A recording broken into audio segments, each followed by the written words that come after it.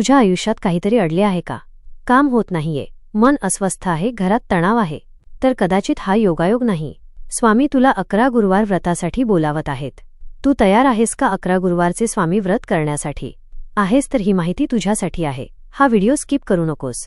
पहिल्या गुरुवारी सकाळी लवकर उठावे, अंघोळ करून स्वच्छ पिवळे किंवा साधे कपडे घालावेत. घरात स्वामींच्या फोटोसमोर दिवा लावावा, हळद कुंकू वाहावे, फूल अर्पण करावे, मन शांत करून प्रार्थना करावे. स्वामी, माझ्या मनातील इच्छा पूर्ण करा, माझ्या घरावर तुमची कृपा ठेवा. हे 11 गुरुवार मी श्रद्धेने पूर्ण करेन. प्रत्येक गुरुवारी शक्य असेल तर उपवास करावा, फळाहार किंवा साधं एक वेळचं जेवण. श्री स्वामी समर्थ हा जप 108 वेळा करावा. स्वामींची कथा वाचावी किंवा ऐकावी.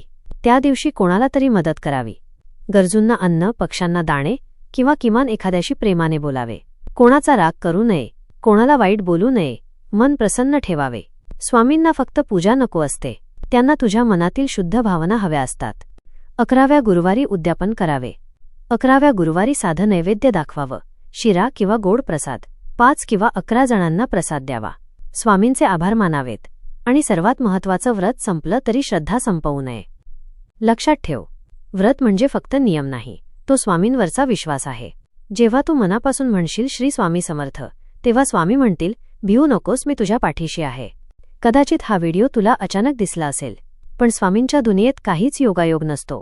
तू हे ऐकत आहेस म्हणजे स्वामी तुझ्या आयुष्यात काहीतरी चांगलं घडवण्याच्या तयारीत आहेत. आज फक्त एकच शब्द मनापासून बोल, श्री स्वामी समर्थ, आणि बाकीचं त्यांच्यावर सोडून दे.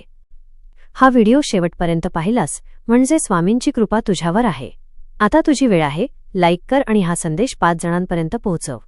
विश्वास ठेव, चांगलं काहीतरी नक्की घडेल. श्री स्वामी समर्थ.